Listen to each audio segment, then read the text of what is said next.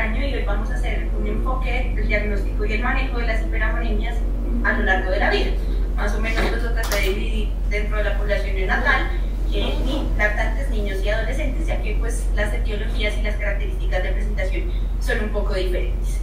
Entonces, a modo de introducción, tenemos que pues, definir qué es esa hiperamonemia. Entonces, son aquellos niveles plasmáticos que sobrepasan los 80 micromoles por litro. Ya vamos a ver que dependiendo de la expresión y de las micromoles o las unidades de medidas que tengamos de expresión del amonio, pues van a variar los dos rangos, y es así que existe también una fórmula para hacer la corrección y para hacer la conversión, para que pues todos hablemos en un mismo idioma y podamos tener los rangos definitivos para poder evaluarlos, y estos también pues van variando dependiendo de la edad. En los pretérmino y en los pacientes neonatos los valores siempre van a ser mayores, y a medida que vamos creciendo estos valores van disminuyendo. Incluso actualmente hay algunas teorías y algunos estudios que han hecho en donde evalúan que los pacientes mayores, ya cuando entramos a la edad de adulto mayor, volvemos a tener niveles un poco más elevados, ya dada la disfunción de la barrera hematoencefálica. Entonces, ¿qué es la hiperamonemia? La hiperamonemia pues, son esos niveles plasmáticos que sobrepasan los niveles normales, y al sobrepasar esos niveles normales alcanzan a atravesar la barrera hematoencefálica y a tener algunas complicaciones neurológicas severas, dentro de ellas pues, la más común, el edema cerebral, y es lo que nos va a dar los síntomas. La mayoría de los casos son severos y la mayoría de los casos son secundarios a falla hepática o algún error innato del metabolismo, dependiendo de la edad. Entonces, aquí es importante diferenciar un poco las moléculas entre la molécula del amonio y la molécula del amoníaco, ¿sí? Estos pues dependen de la oxidorreducción y del estado ácido-base que tengamos en ese momento, y del pH fisiológico para hablar de un estado estable del amonio o de su conversión al amoníaco. Entonces, si tenemos un pH fisiológico a 7,4, la mayoría pues, del estado de lo que encontramos de la molécula se encuentra en amoníaco, en un más del 98%, y existe como un ion de nitrógeno y 4 de hidrogeniones, que es la molécula que vemos acá, ya que tiene una ganancia de este hidrogenión libre que encontramos por una reacción de oxidorreducción. Y las membranas celulares son muy permeables a el amonio, como tal permeable, que sería el NH3, que es el que vemos en esta forma molecular. Sin embargo, pues cuando existe esta reacción y esta adición del hidrogenión libre, pues tendremos el amoníaco, y aquí es cuando tenemos algunas ayudas de otros transportadores como las acuaporinas, algunos canales de potasio, algunos canales de calcio, que son los que nos van a permitir que haya esa entrada a nivel de la barrera hematoencefálica y que tengamos algunos síntomas a nivel neurológico. Sin embargo, pues nuestro sistema nervioso central también se encuentra preparado para, digámoslo así, mitigar esas reacciones, y es por eso que ya vamos a ver cómo el astrocito, y por medio de algunas moléculas y algunas enzimas como la glutamina sintetasa, pueden disminuir esos valores de amoníaco libre y pues mitigarlos con los valores de glutamina. Pero eso también llega a un punto de saturación en donde el exceso de glutamina va a generar disfunción de los astrocitos y después de las otras células gliales, generando pues como tal los síntomas de intoxicación en nuestro paciente. Entonces, dentro de las causas de la hiperamonemia, esto va a variar dependiendo pues de la edad, ya vamos a ir pues, desglosando cada uno de ellos. Sin embargo, la insuficiencia hepática grave es muy común, sobre todo pues, en los lactantes y en los niños, la cirrosis alcohólica en los adultos, las intoxicaciones en los adolescentes y en los adultos, pero también tenemos que tener en cuenta, o pues se han como clasificado como algunas causas, sin embargo son más factores desencadenantes, todas aquellas lesiones que pueden producir cualquier tipo de reto metabólico, como el sufrir alguna infección viral o bacteriana aguda, cirugías que generen alto estrés metabólico, y importante para las personas aquí que manejan población adulta, y es que algunos de los errores del metabolismo no tienen la típica presentación temprana que pues sea neonatal, sino que incluso algunos pueden debutar en la adolescencia o incluso en la adultez, y es por eso que tenemos que tener una adecuada historia clínica para poder guiarnos para eso. Entonces, como las causas son tan heterogéneas, es por eso que tenemos que sospecharlo, y ya pues teniendo los valores de hiperamonemia, que tengamos una elevación persistente, que no depure, que no mejore con un adecuado manejo de líquidos, pues tenemos que entonces empezar a considerar algunas de estas causas un poco menos comunes, digamos, en la población adulta. Entonces tenemos algunas etiologías que son genéticas y otras etiologías que no son genéticas, sino más asociadas asociados a infección hepática, a infecciones, alteraciones nutricionales, a disfunción hepática como tal, y los defectos ya congénitos o asociados a alguna etiología genética. Dentro de ellos el más común, los defectos del ciclo de la urea, que son todos este grupo que vemos acá, y cada uno va a tener unas características específicas, también las vamos a ir viendo más adelante. Las acidemias orgánicas, que también se caracterizan por tener altos valores de amonio que no mejoran con el adecuado, pues la adecuada reanimación hídrica en los pacientes, y otras deficiencias enzimáticas ya específicas, como algunas alteraciones mitocondriales a nivel de la metaoxidación y algunos síndromes como el de hiperinsulinemia, hiperamonemia y la atrofia de Girardi, que la vamos a ver en una población de edad específica. Entonces, en cuanto a la fisiopatología, tenemos que pues, el amonio es esa principal fuente de nitrógeno y pues, deriva del metabolismo de las proteínas. Ese metabolismo de las proteínas inicia a nivel del tracto gastrointestinal. Entonces, a nivel del tracto gastrointestinal, cuando tenemos las proteínas, a nivel de una reacción y a nivel de, por medio de una oxidasa de ácido úrico, pues vamos a descomponer esos componentes nitrogenados y pues tenerlos en forma de amonio. Estos pues se van a absorber a nivel de la circulación enterohepática y van a llegar a nivel del hígado. Aquí a nivel del hígado pues se va a hacer el ciclo de la urea y por medio pues de la glutamina sintasa pues se va a realizar como tal su proceso de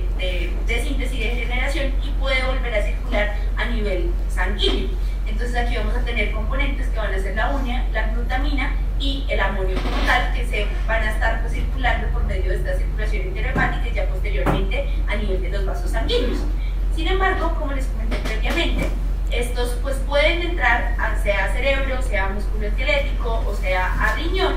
pero pues tienen unos mecanismos de barrera que no permiten que entre en una forma de amoníaco, que es una forma tóxica que puede generar los síntomas de intoxicación en nuestro paciente,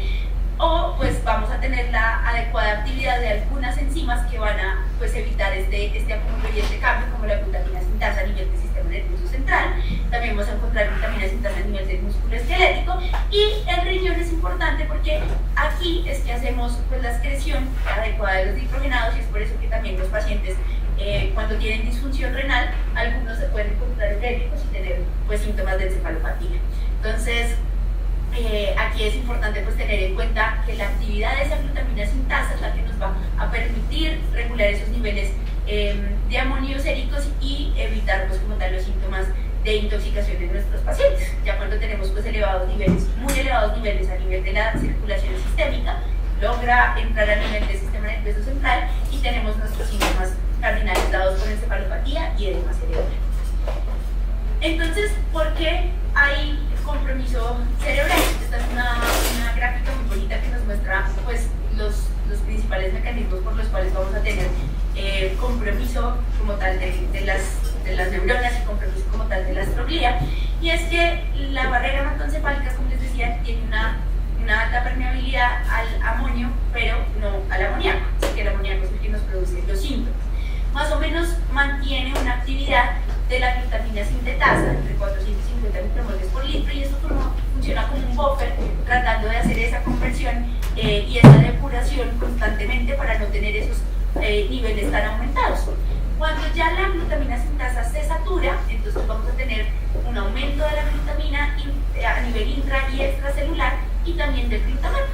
Y al hacer esa activación, tanto intra y extracelular de glutamina y de glutamato, vamos a tener activación de unos receptores, como son excitatorios, que van a ser los receptores NMDA, y estos nos van a producir exotoxicidad y aumento de esa permeabilidad de la membrana, así como también va a haber toda una cascada inflamatoria que va a dar como tal resultado de liberación de óxido nítrico y radicales libres, que lo que van a generar a nivel de la glía va a ser degeneración, toxicidad y muerte.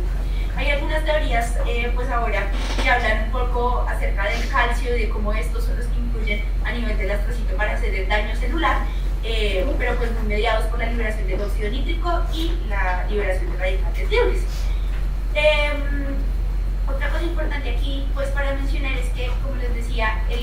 la importancia de mantener ese pH fisiológico es importante, porque aquí es que yo tengo todos estos mecanismos para evitar que haya una saturación de la glutamina sintasa o que haya esa conversión del amonio a amoníaco. Sin embargo, cuando ya tenemos una forma ionizada del amonio, la barrera hematoencefálica se vuelve impermeable hasta 5 veces más cuando pues, se encuentra en un estado de alcalosis, y eso hace que el amonio sérico aumente a niveles muy altos y logre pasar a nivel del sistema nervioso central. Entonces esta gráfica es muy bonita porque entonces aquí nos muestran la actividad del astrocito, que el astrocito por medio de esas, de hecho hay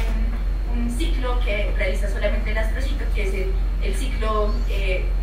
glutamato y glutamina, en el cual pues él se va a encargar de reciclar y de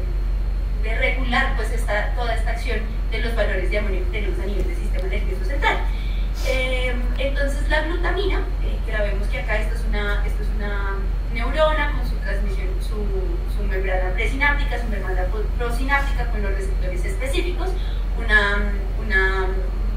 neurona con su dominio somatodendrítico, y el astrocito. El astrocito va a tener 2 receptores muy importantes, sobre todo el SNAT5, porque el SNAT5 es el que se va a encargar de recibir esta glutamina que queda pues como en el espacio intersináptico y de hacer la reacción a través de la glutamina sintasa. La glutamina tiene un efecto osmótico, y al tener ese efecto osmótico, lo que va a generar a nivel del sistema nervioso central, pues dado que va a traer agua, va a ser edema citotóxico, y la función de este SNAT5 es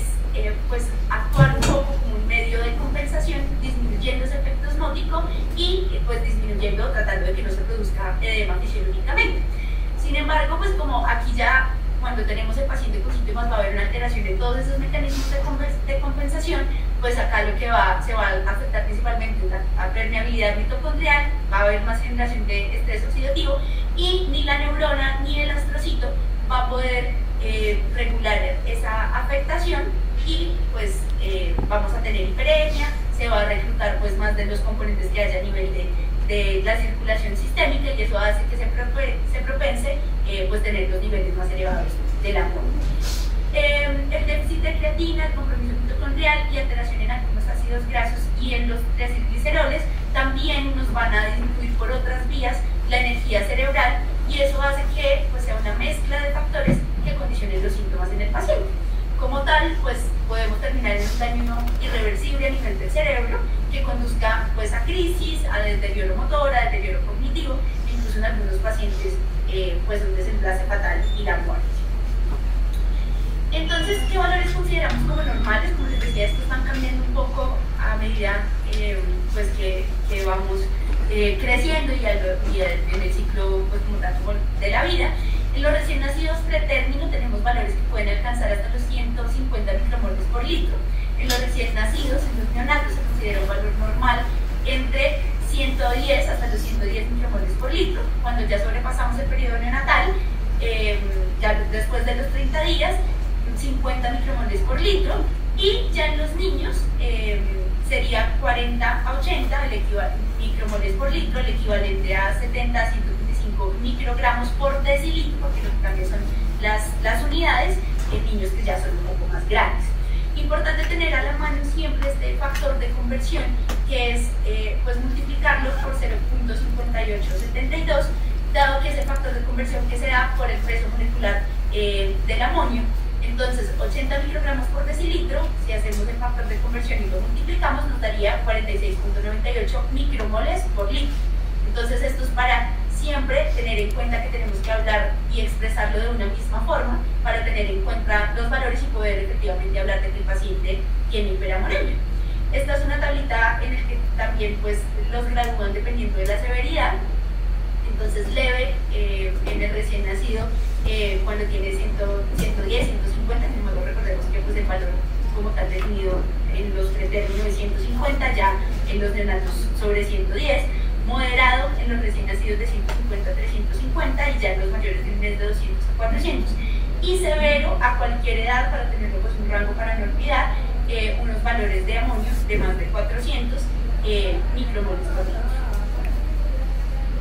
Entonces, ¿por qué esos valores van cambiando con la edad? Y vemos que como que los dos extremos de la vida son más altos que pues, en los existe una teoría, y es que hay una hiperamonemia transitoria del recién nacido que incluso puede durar hasta los 10 primeros días. Eso se debe a que hay una activación plaquetaria y es por el sistema portal en el bebé. Cuando pues nacemos o cambiamos del periodo neonatal, pues tenemos también la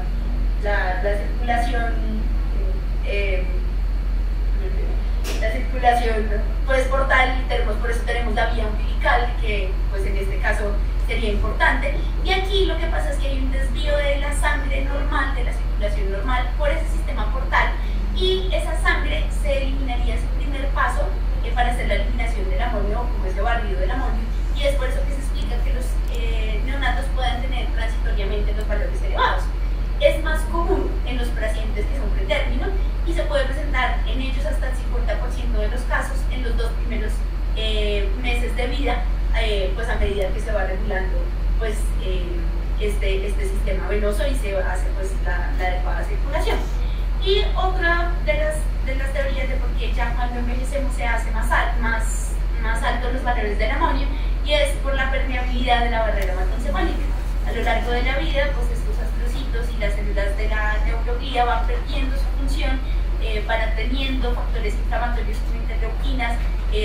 factores de crecimiento transformante que hacen que esos astrocitos se alteren y ese ciclo del glutamato-glutamina no sea adecuado, y por eso podamos tener niveles de amonio un poco más altos, incluso sin ser sintomáticos, a medida que vamos envejeciendo. Entonces, antes pues, de empezar a hablar de algunas de las etiologías, también es importante hablar un poco de la técnica de recolección del amonio, ¿sí? Porque siempre vemos que el amonio requiere algunas características específicas y es por su procesamiento. Entonces, cuando yo voy a tomar unos valores de amonio, tengo que empezar porque tengo que notificarle previamente al laboratorio que voy a hacer este paraclínico, porque el procesamiento debe ser rápido. Importante pues con enfermería, idealmente se hagan ayunos, que se haga la toma sin torniquete y que se haga en una vía de acceso gruesa para evitar que haya hemólisis cuando se hace la extracción. Posterior a eso, pues se tiene que enviar en un tubo con anticoagulante con neta al vacío para evitar que haya contacto con el ambiente, porque si hay contacto con el ambiente pasa lo que vemos en la gráfica de acá, y es que hay una fase como de evaporación, y eso favorece pues, que haya una reacción de oxidorreducción, y eso nos puede elevar los valores a pesar de que estén normales en el paciente. Entonces por eso se tiene que hacer un procesamiento rápido y adecuado, y en estos tubos específicos para pues, evitar que haya esta reacción gaseosa. El transporte también es importante, tiene que ser transportado lo más rápido posible y en hielo para pues, mantener un estado estable del amonio hasta que se haga la medición. Entonces, estos son factores que tenemos que tener en cuenta y siempre notificar al laboratorio y tener estas cuestiones en mente, porque pues, es lo que nos va a permitir que se pueda tener un valor adecuado y del cual pues, yo pueda realizar un abordaje. Entonces, ¿cómo llegamos al diagnóstico? Pues la presentación clínica va a ser lo más importante, y esta va a variar dependiendo de la edad, va a variar dependiendo de los niveles séricos de amonio y también del inicio de los síntomas y los antecedentes patológicos previos que tenga el paciente. Existen los síntomas predominantes, como les explicaba un poco con la fisiopatología, que van a ser el edema cerebral y la falla orgánica. Incluso muchos de estos pacientes llegan con algo que conocemos como sepsis light, porque son pacientes que llegan choqueados, que no responden al manejo, que en muchas ocasiones pues, se piensa que están teniendo un choque séptico, pero esa es una de las características importantes, y es que no responde al manejo habitual que le daríamos a un paciente en un choque, porque generalmente llegan muy comprometidos. Y esta clínica va a variar un poco dependiendo de la edad. Si son neonatos y lactantes, entonces son niños que al inicio del cual se van a encontrar irritables, pueden tener intolerancia a la vía oral, rechazo a los alimentos, incluso rechazo a la lactancia materna o algunas fórmulas de suplemento materno pues, artificiales, y tienen algo característico que suele confundirse con el reflujo gastroesofágico, y es que estos niños tienen múltiples episodios de repetición, incluso teniendo un compromiso a nivel portoestatural, y la somnolencia también marcada en estos pacientes es importante. En los adolescentes y en los adultos ya vamos a tener unos síntomas más relacionados al grado de encefalopatía que se tenga por los valores séricos de amonio, pero la alteración de la conciencia, ataxia, crisis o primeras crisis y coma son como por el cual consultan principalmente por ellos. Y los niños, los adolescentes y los adultos, generalmente en la historia clínica, nos logran identificar algún factor estresante como desencadenante de los síntomas. Entonces vamos a empezar a hablar pues, como de las características de la hiperamonemia en los neonatos. Dentro de las generalidades del cuadro clínico neonatal, entonces tenemos que los pacientes generalmente cursan con hiperamonemia sintomáticas que son una urgencia médica, y de reconocer precozmente esos signos que pueden ser incluso sutiles, porque en el neonato somnoliento podemos pasar desde una hipoglicemia hasta una sepsis, hasta un error innato del metabolismo. Entonces ese reconocimiento precoz y el diagnóstico específico es lo que nos va a determinar el pronóstico y las secuelas del paciente. El paciente pues, puede cursar con una encefalopatía que puede ser rápida y grave, y el neonato pues, no tiene los mecanismos completos para compensar estos síntomas. Es por eso que tenemos que intervenir y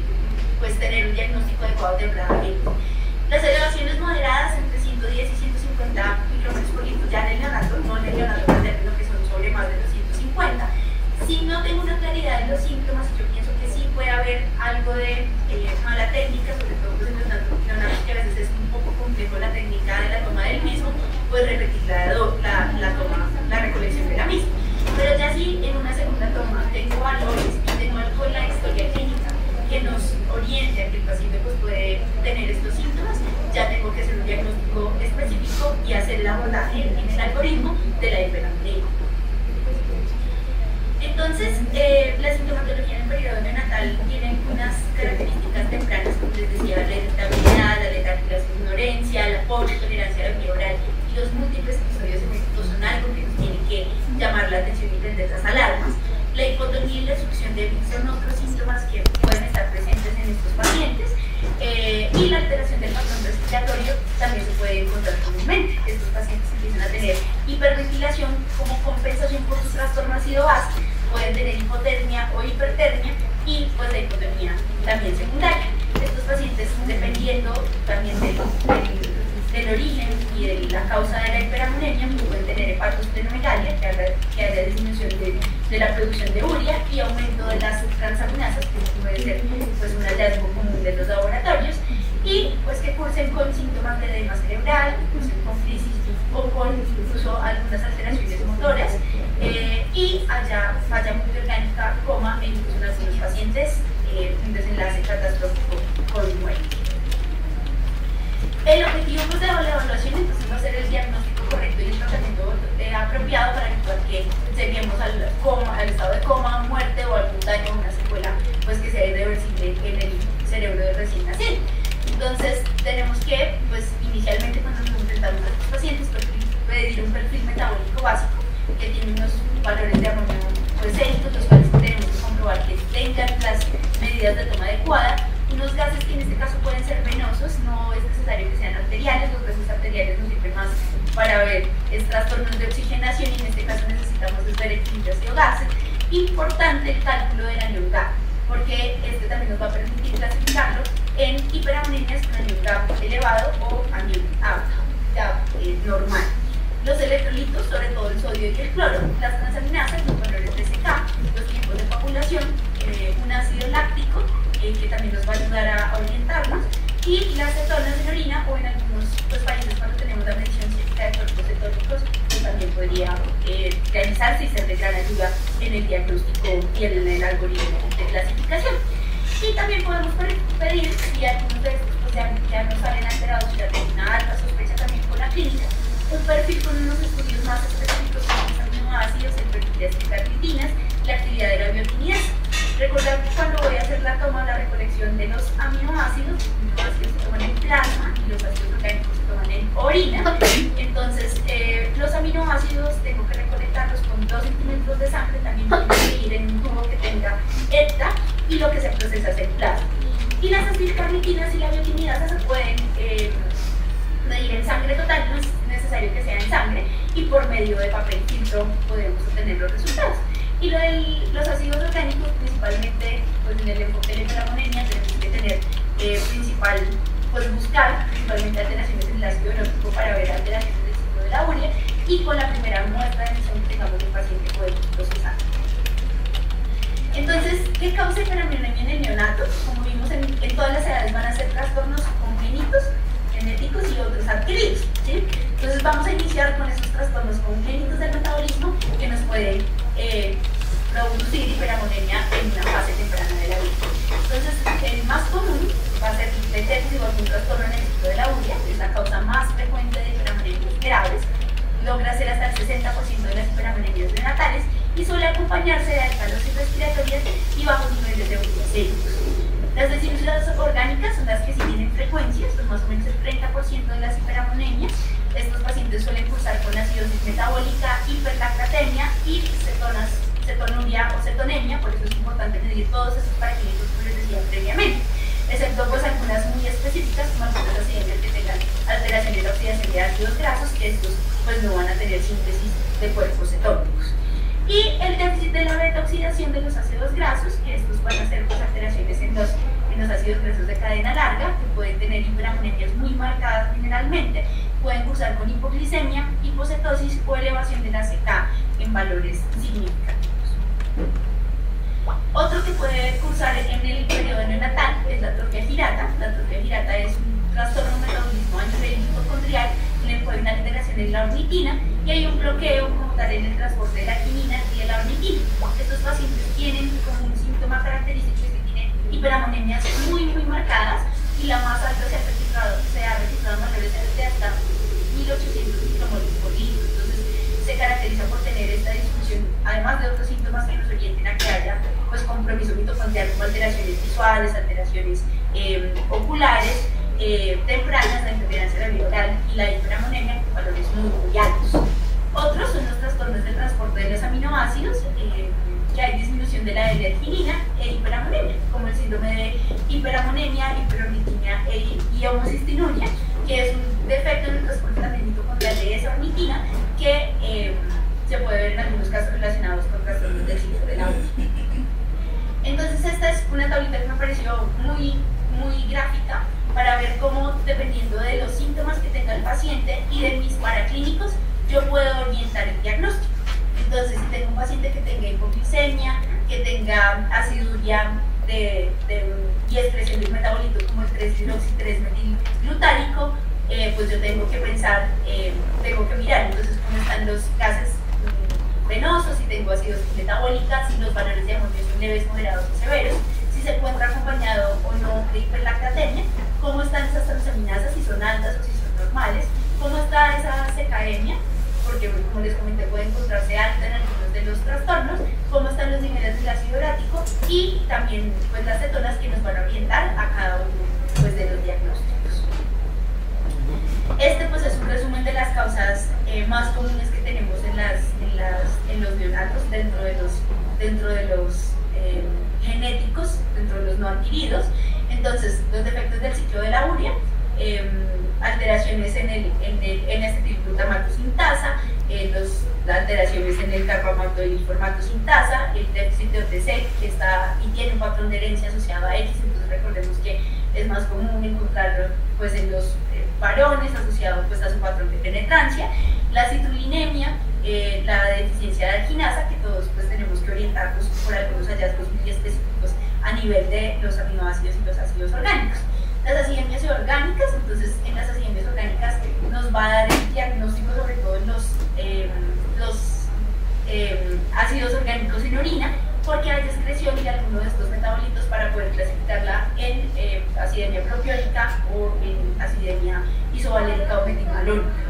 En los defectos de ácidos grasos, entonces tenemos alteraciones en los ácidos grasos de cadena media y los de muy larga, que nos pueden producir valores muy elevados de amonio, y la acidosis láctica congénita asociada a alteraciones propias de la piruvato deshidrogenasa y algunos trastornos mitocondriales, y la intolerancia a la proteína lisinúrica, que estos generalmente nos dan cuadros de hiperamonemia postprandiales y aversión a la proteína con alteraciones en el patrón de crecimiento de una forma muy bipolar. Pues ya teniendo en los recién nacidos hasta los 10 días, incluso alcanzas a tener valores elevados hasta los 2 primeros meses, esa falta en el cierre del conducto venoso también va a producir que no haya esa adecuada circulación hepática y que tengamos valores circulantes más altos de la orina. Importante, y se puede calcular algo que es el cociente de glutamina y de amonio, que generalmente tiene que ser ser menor a 1.6 micromoles por milimol, y en algunos pacientes logra resolver estos valores elevados entre el cuarto y el quinto día, pero otros, como les comentaba, pues logran tenerlos más elevados hasta los 2 meses sin que haya otros síntomas adicionales en el paciente. Si ya los valores del amonio son mayores de 250 micromoles por litro, independientemente de que sea asociado a una elevación transitoria, el paciente va a requerir tratamiento. Dentro de esas causas, las más comunes van a ser las insuficiencias hepáticas primarias graves, que pueden tener otras causas pues, no adquiridas como la sepsis. En estos pacientes vamos a encontrar otros signos de disfunción hepática como transaminasitis, alteración de los tiempos de coagulación, y en estos tengo que hacer diagnósticos diferenciales con tirosinemias, con alteraciones de la fenilalanina o de aminoácidos de cadena larga ramificada. Otra de las causas o de los trastornos adquiridos que puede ser muy común en la población neonatal es el tener un evento centinela y el haber tenido asfixia perinatal, que pues tienen valores elevados del amonio, pero pues estos van disminuyendo a medida del tiempo, pues, a diferencia de las características de los congénitos o de los genéticos. Entonces, ¿cómo tenemos que actuar? Estos pues, nos ofrecen como 2 opciones de tratamiento, un tratamiento médico o unas alternativas pues, de depuración de ese amonio, porque pues, el paciente nos tiene unos síntomas de desintoxicación que dependiendo de la severidad yo voy a tener que actuar. En algunos de ellos puedo hacerlo con un tratamiento médico y con otros ya pues requiero realizarlo por medio de diálisis o de hemodiálise de filtración. La hemodiálisis pues siempre va a ser el gol estándar para realizarlo, pero en los neonatos pues tenemos algunas modificaciones gracias a pues, su volumen y sus complicaciones pues, propias del periodo neonatal. Entonces en el tratamiento médico tenemos, digamos en el caso en el que tengamos un paciente con hiperamonemia de más de 180 micromoles por litro, que no tenga una claridad diagnóstica, lo primero que yo tengo que hacer en todos los pacientes es cesar el aporte proteico y estar pendiente pues, del flujo metabólico y de los aportes calóricos que voy a tener. ¿Por qué? Porque el paciente está en un estado catabólico en el que está demandando más energía y ya no va a tener esos mecanismos de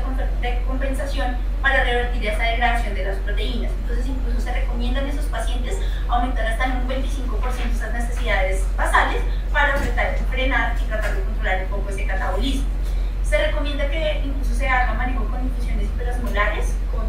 dextrosa a 10 miligramos kilogramo minuto, y pues si ya se llega a poner muy hiperglicémico el neonato, pues hacer manejo con insulina, o en algunos pacientes hacer emulsiones difílicas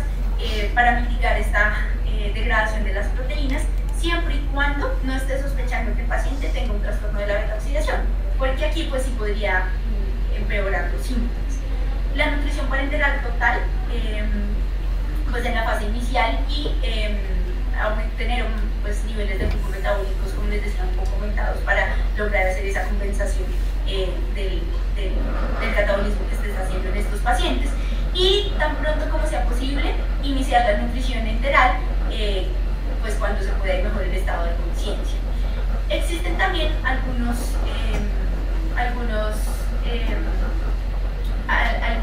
suplementos que sirven bastante para estos pacientes, como lo son la L-arginina. La L-arginina es indispensable en estos pacientes porque es un sustrato base en el metabolismo de las proteínas. Y pues acá nos dan la forma de prepararla. Se dice que tiene que disolverse en gramos, 50 mililitros de dextrosa al 10%, una dosis de carga que tiene que ser de 350 miligramos kilogramo endovenosa y pasarla en un bolo en 90 minutos para lograr tener un mantenimiento de hasta 600 miligramos kilogramo día. Sin embargo, conseguir la L-arginina endovenosa es difícil y se consigue más frecuentemente la presentación oral. Con estos no se da dosis de carga generalmente y se mantiene con la dosis de 500 miligramos kilogramo día. Cuando yo ya tengo un diagnóstico específico, entonces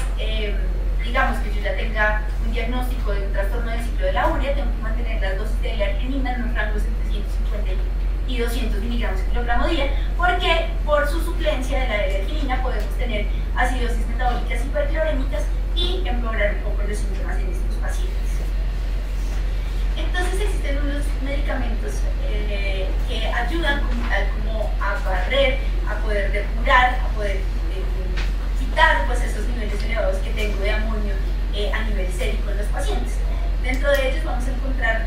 4 importantes. El primero de ellos es el benzoato de sodio. El benzoato de sodio se hace por medio de una fórmula magistral. Este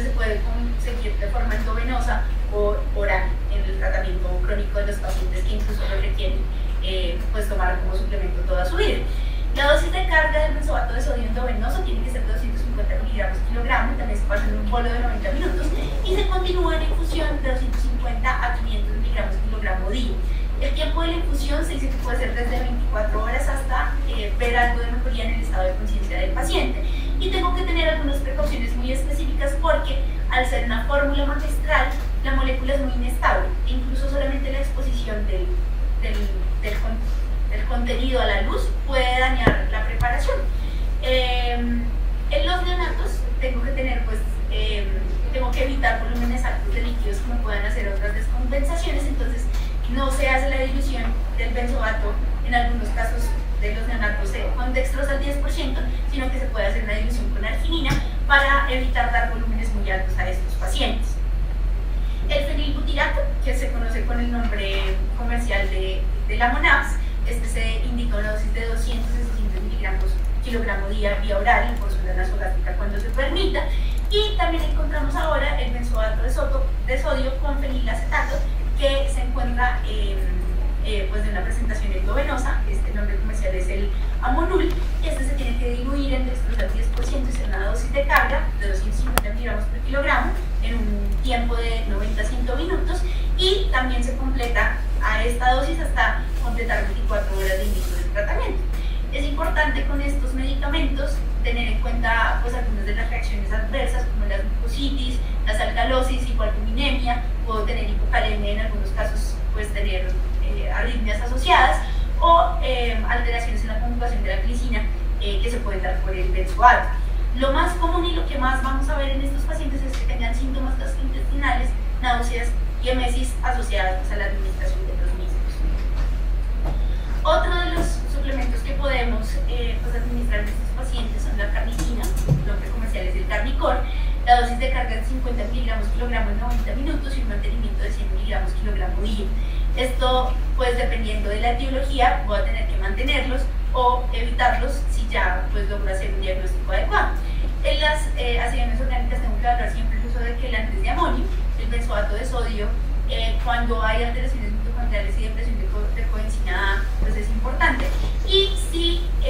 tengo una sospecha de un trastorno de la beta-oxidación, no debo administrar carnitina a este paciente porque puede aumentar las acilcarnitinas tóxicas y empeorar los síntomas del paciente. En el momento en el que este paciente me llega de una forma aguda, yo tengo que estar haciendo una medición constante de los valores séricos. Entonces, tengo unos valores iniciales, hago todo el proceso de reanimación, doy una primera línea de manejo y a las 2 horas hago un control de sus valores séricos de amonio. Si siguen siendo muy elevados, puedo iniciar el ácido carglúmico o el N-carbamilglutamato. Se puede iniciar por sonda gasogástrica, unas dosis de carga y de mantenimiento que están explícitas, y tengo que hacer un control a las 4 horas. Si ese control a las 4 horas sigue teniendo valores que sobrepasen los 350 micromoles por mililitro, ya tengo que pasar a medidas físicas de depuración, que serían las medidas dialíticas en el paciente neonato. Entonces, tenemos la hemodiafiltración y la hemodiálisis. La hemodiafiltración en los neonatos es venovenosa y se puede hacer de forma continua. Se recomienda que se haga con un catéter de un calibre grande de 5 a 7, sin embargo, eso hay veces que tenemos la limitación por ser neonato y por su peso. Entonces, en algunas ocasiones toca poner 2 de 4 French en cada vena femoral.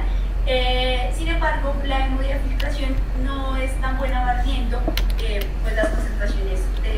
del amonio y se requiere la hemodiálisis. Es la terapia de reemplazo más eficaz que tenemos para evaluar el amonio, pero dada la intolerancia hemonémica que tenemos en los neonatos de menos de 5 kilogramos, es por eso que en algunas ocasiones se prefiere la hemodiafiltración, sobre todo por el peso. Otras opciones que tenemos si no se puede realizar la hemodiafiltración venominosa o la hemodiálisis sería la hemodiafiltración arteriovenosa. La diálisis peritoneal, sin embargo, esta es poco eficaz porque solamente alcanza a extraer muy pocas unidades de amonio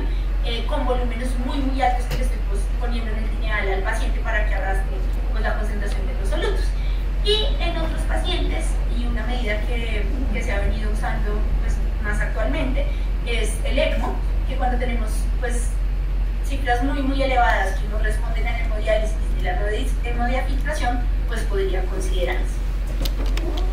Ahora vamos a hablar de los lactantes, de los niños y de los adolescentes, que cambia un poco su abordaje y su manejo. Entonces, estos tienen una presentación clínica que va a depender de esos niveles séricos que tengamos y del tiempo de instauración del cuadro clínico y del tiempo de exposición que se haya tenido al factor estresante, sea que haya sido por la ingesta de alimentos, sea que haya sido por algún factor infeccioso, sea que haya sido por algún tipo de cirugía, es lo que tenemos que estar evaluando por ellos. En los lactantes lo más común es la irritabilidad, el llanto inconsolable. Estos recordemos que son síntomas de alteración del estado de conciencia y estos niños empiezan a hacer rechazo a la lactancia materna o a la fórmula de una forma temprana. Tienen episodios eméticos incontrolables, somnolencias y periodos de somnolencia marcadas y pobre ganancia con lo satural que vamos a ir viendo que eso va a ir progresando. Y en los niños adolescentes, entonces, vamos a tener que lo más común es tener eventos de alteración del estado de conciencia, niños que llegan completamente somnolentos, incluso estuporosos a los servicios de urgencias, sin una explicación pues, que haya sido muy clara para los padres, pero cuando se les logra indagar siempre se documenta el factor estresante. Los niños y los adolescentes suelen tener diagnósticos de trastornos de la conducta alimentaria, generalmente es porque ellos tienen su aversión a las proteínas y han logrado tener unos hábitos de vida como para proteger a su organismo, y algunos también pueden cursar con síntomas psiquiátricos de una forma temprana, psiquiátricos y conductuales. Incluso pueden tener síntomas de hiperactividad pues relacionados de forma temprana. Y siempre es importante relevante en la historia clínica cuando lo abordamos, evaluar sobre el factor desencadenante de estos pacientes, que cuando se indaga adecuadamente siempre se consigue. Estos pues, pacientes vemos que el cuadro clínico pues, va a variar. Estos pacientes pueden tener algunas manifestaciones gastrointestinales con elevación de las transaminasas, disminución de los productos de la urea, y pueden tener hepatomegalia, el dolor abdominal, las náuseas, el vómito y la pobre tolerancia a la proteína de su dieta cotidiana es muy común. Dentro de los síntomas psiquiátricos podemos tener alteraciones del ciclo sueño-vigilia, cambios del comportamiento, hiperactividad, agresividad, incluso episodios de psicosis. Es por eso que en esos pacientes, niños, adolescentes que nos llegan con un episodio psicótico, tenemos que descartar siempre una causa orgánica, no siempre atribuirlo a una causa psiquiátrica, sino descartar como tal, porque podemos encontrar defectos tardíos.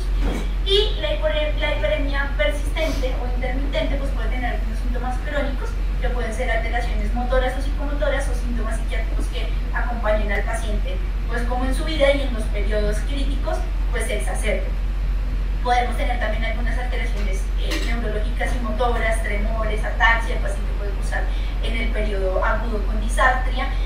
con crisis, con hemiplegia o pues llegar en un estado de coma. Las causas, entonces, en los niños y los adolescentes también varían un poco. La falla hepática se encuentra en un 64%, los trastornos del ciclo de la hora en 23% y la exposición a toxinas y a otros medicamentos hasta en un 13%. La disfunción hepática y sobre todo más en los escolares, la encefalopatía hepática asociada a las intoxicaciones por acetaminofén puede ser una causa común en estos niños. En Estados Unidos alcanza a ser hasta el 50% de las causas de hiperamoniemias por encefalopatía hepática por intoxicación. En el segundo mes de vida, entonces tenemos pacientes que tienen algunas alteraciones ecográficas, como el hígado nodular, que está muy relacionado a la hipertiroxinemia con los valores pues, elevados del amonio, algunas hepatopatías mitocondriales y alteraciones en los ácidos grasos, y algunas otras en menores proporciones, infecciones virales, sobre todo por enterovirus y herpes tipo 6 en el 22% de los casos. Entonces siempre es importante evaluar las otras etiologías, sean metabólicas, infecciosas, tóxicas, sobre todo nosotros pues en neurología pediátrica asociadas al ácido valproico, tenemos que tenerlos en cuenta para evaluarlos. El abordaje diagnóstico, entonces, pues también lo podemos evaluar si existe con acidosis metabólica o si no existe con acidosis, y de cada uno de ellos podemos dividirlos. Si hay acidosis con el ácido láctico elevado, si no hay cetosis o si hay cetosis, y dentro de los que no tienen acidosis,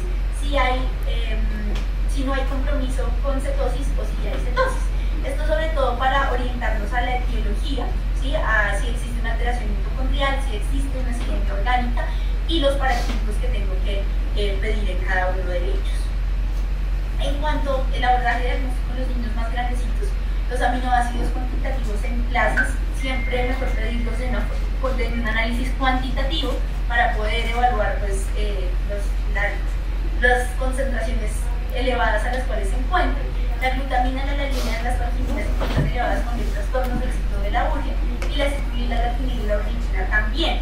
Encuentro niveles en plasma de glutamina bajos o normales en las acidemias orgánicas o cuando hay trastornos de la beta-oxidación, y voy a encontrar disminución de la lisina, de la arginina y de la ornitina cuando tenemos hiperaminoanemias asociadas a la intolerancia a la proteína lisinúrica.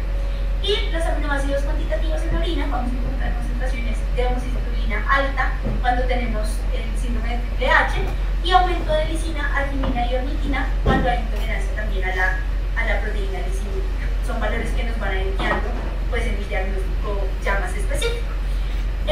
Los ácidos orgánicos, como les decía, es importante evaluar el ácido orótico, que puede estar normal o bajo en algunos trastornos del ciclo de la urea específica, sobre todo en los asociados al déficit de carbamoilisintasa, y elevados en los déficits de OTC, que son pues, los más comunes, y recordemos pues, el patrón de herencia de estos pacientes, que es ligado a X. Y se puede encontrar en algunos otros específicos del ciclo de la urea, pues que eso se van evaluando dependiendo de los niveles y se puede hacer el diagnóstico específico. Sin embargo, el diagnóstico, pues, diagnóstico que hacemos con aminoácidos, con ácidos orgánicos, nos dan el diagnóstico, pero debería hacerse un diagnóstico y una confirmación molecular para evaluar esa actividad enzimática para que sea informativo o no. Y esto también pues, se puede ver, se puede medir pues, enzimáticamente la acción en algunas células específicas como los hepatocitos, en la fibroblastos, en los glóbulos rojos, que nos van a orientar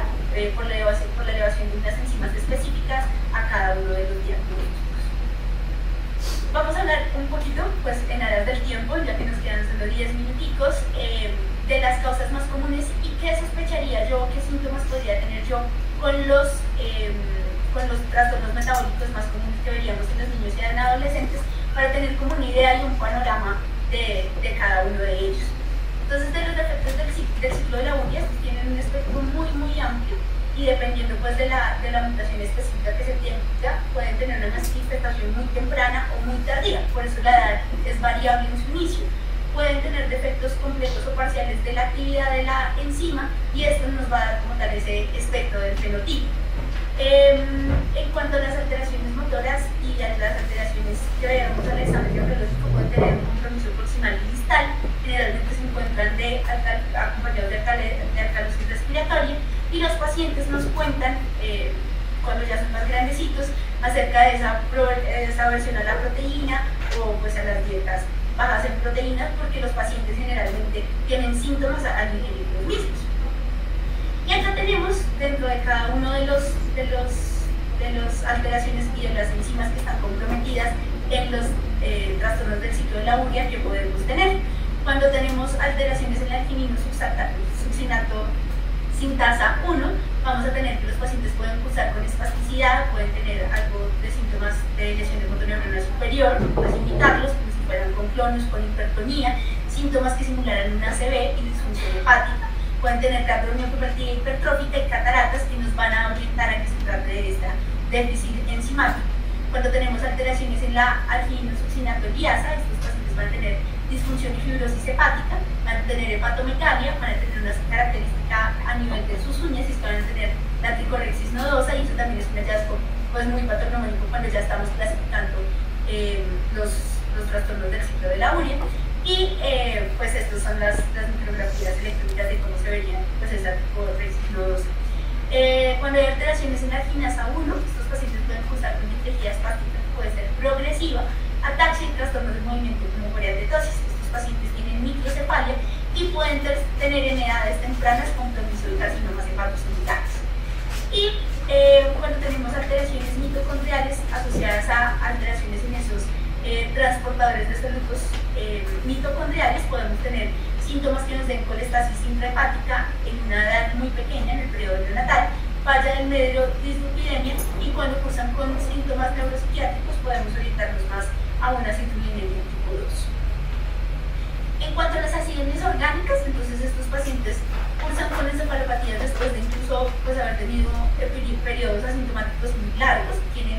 nivel de la semiología un olor característico y es un olor a pies mojados, que se describe pues en la literatura, y pueden existir unas formas tardías o intermitentes en los cuales los pacientes tienen periodos en los cuales tienen letargia, ataxia, impresionar como algo de lesión o compromiso de los ganglios basales, o algunas formas más crónicas en donde los síntomas neuropsiquiátricos y los movimientos anormales son más predominantes. Pueden estar acompañados de algunas alteraciones sistémicas como la cardiomiopatía y la falla renal, incluso la pancreatitis. Estos pacientes cursan generales y así es que lo vamos a poder orientar. Si se encuentra elevado, digamos, a nivel del perfil de las acilcarnitinas, el butililcarnitato, entonces puedo ver que es el compromiso de ácidos grasos de cadena corta, y dependiendo de sus hallazgos va a poder clasificar. Los defectos de la beta-oxidación, porque dijimos que también el manejo va a depender de si lo sospecho o no. Estos niños generalmente cursan con hipoglicemia, no tienen cuerpos cetónicos o sus valores están muy bajos, pueden cursar con acidosis metabólica, elevación de las transaminasas, la hiperamonemia y tienen hipercecademias importantes. A nivel hepático, la hepatomegalia va a ser visible y va a ser palpable cuando yo examino a mi paciente. Rara vez se ven ictéricos y tienen algunos factores precipitantes como las infecciones o el ayuno. Estos pacientes pueden tener una presentación como un síndrome de Rege-like por ese compromiso hepático que presentan. A nivel cardíaco pueden tener algunas arritmias o la cardiomiopatía, y muscular van a tener pues, un componente de debilidad, pueden tener de componente de rhabdomiolisis, y esto va a ser compromiso renal asociado a factores precipitantes como el ejercicio o algún proceso infeccioso. Estos pacientes también pueden tener algunas malformaciones congénitas asociadas como los quistes renales o algunos trastornos de la migración incluso neuronal. Y otras causas que tengo que tener en cuenta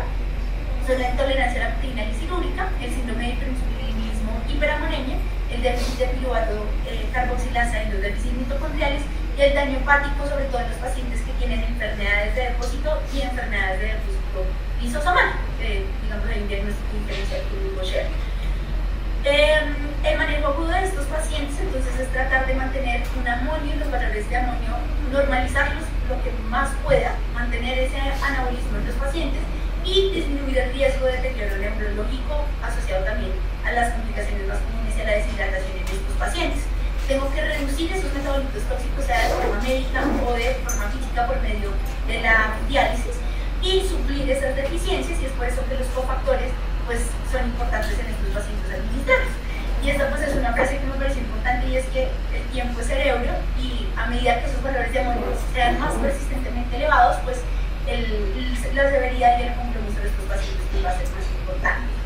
Importante también siempre tomar muestras de plasma y de orina. Vimos que necesito hacer un diagnóstico con aminoácidos en plasma y ácidos orgánicos en orina, pero estos no deben retrasar el tratamiento. Yo tengo que hacer el abordaje dependiendo de los niveles séricos que tenga de una forma urgente y remitir de una forma urgente a un centro especializado.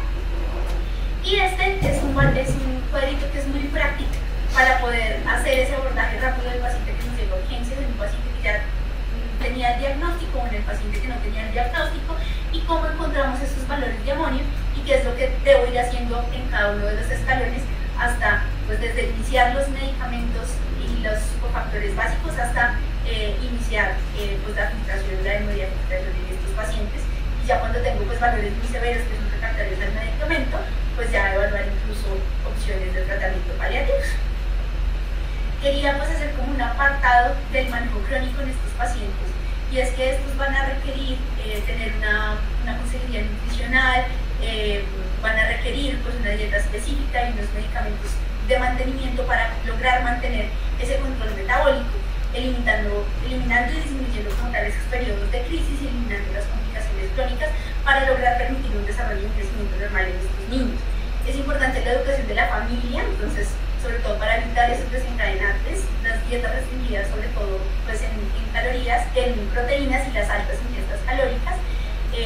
pues que como están en ese estado catabólico constante, pues yo requiero suplir para que puedan mejorar incluso pues en su ganancia postnatural, y dar la adecuada suplencia farmacológica con suplementos como la citrulina, la arginina, los plantes de amonio, la tisina y algunos aminoácidos esenciales dependiendo de pues, donde se encuentra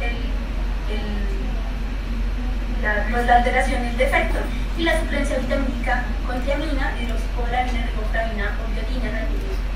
trastornos mitocondriales. Estas son unas tablitas que encontré de los requerimientos energéticos en los pacientes dependiendo de la edad, de si son hombres o mujeres y de lo que deberían pues, tener de ingesta proteica, porque esto es lo que tenemos que tener en cuenta y estas son las metas que tenemos que trabajar en nutrición con estos pacientes para disminuir pues, sus secuelas y pues, los periodos de crisis en estos pacientes. Y el manejo crónico, incluso pues, en algunos pacientes han hablado pues, del trasplante hepático, funcionaría para pues, algunas de los pacientes que ya estarían en estadios muy crónicos, pues, en paliativos. Se indicarían en niños que están desde los 3 meses a 1 año o que ya pues, sobrepasen los 5 kilogramos, pero pues esto ya no nos va a ayudar pues, a mantener al paciente como en un estado, pero no nos va a permitir revertir ese daño neurológico existente, o sea, nos va a permitir controlar algunos síntomas más sistémicos, pero no nos va a revertir el daño neurológico que ya pues, presentan los pacientes. Entonces pues es algo como una medida que se tiene y que se hace pues, en algunas de estas ocasiones especiales y en casos muy extremos, en los cuales pues, yo tendría que evaluar que el compromiso neurológico no sea muy severo en el paciente y que en verdad tenga influencia en su calidad de vida. En cuanto al pronóstico, la sobrevida de estos pacientes está relacionada con el valor que tengamos con la severidad y la duración de esa hiperamonemia, por eso el diagnóstico temprano, les decía al inicio, es lo más importante. La sobrevida es de menos del 50% si los pacientes logran tener niveles de amonio de más de 1000, entonces el 50% de los pacientes fallecerán, y puede ser un poco mayor en los pacientes que tienen niveles de amonio iniciales menores a 300 y logran tener picos de hasta 400, esa sobrevida se sobrepasa en un 50, sino un 60-70%. Y también está muy relacionada que el paciente o no curse con estatus epiléptico y las complicaciones pues, propias del estado epiléptico y el SUDEP, que podrían sumarse pues, a estas otras condiciones. Y la discapacidad pues, va a depender del defecto específico que tenga el paciente y de cómo se trate la crisis como tal. Recordemos el tratamiento y el diagnóstico temprano son los que nos van a disminuir estas secuelas neurológicas. Y hay como una triada que nos van a determinar factor pronóstico malo, si es que el paciente dure más de 3 días en un estado de estupor o de coma persistente, que tenga aumento significativo de la presión intracraniana y que tenga valores de más de 1000 micromoles por litro. Entonces esta triada pues, ya nos va a determinar un muy mal pronóstico y un muy alto riesgo de mortalidad en estos pacientes.